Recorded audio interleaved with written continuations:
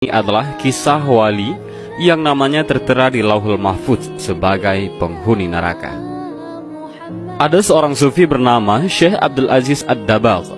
Beliau dalam kalangan tokoh tasawuf termasuk ulama kelas atas, wali min auliyaillah, ahli ibadah.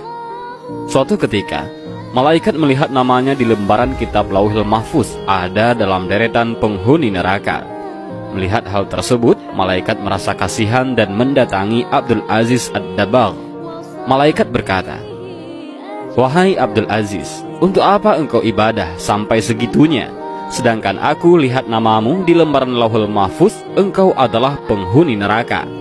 Mau engkau ibadah bagaimanapun, engkau tetap akan masuk neraka."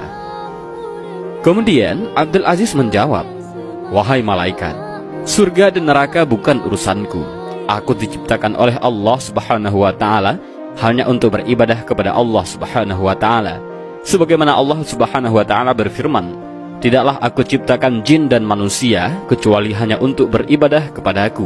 Mau aku masuk surga atau neraka, itu haknya Allah." Dan subhanallah, beliau benar-benar ikhlas dalam beribadah.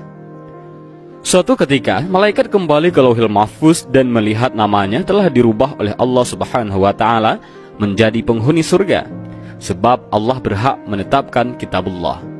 Lantas malaikat kembali menemui Abdul Aziz dan berkata, "Wahai Abdul Aziz, ada kabar gembira.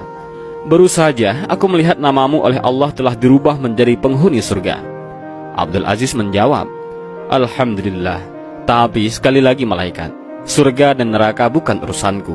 Aku beribadah hanya untuk menggapai ridhonya Allah Subhanahu wa Ta'ala. Kalau Allah Subhanahu wa Ta'ala ridho aku di neraka, ya itulah tujuanku."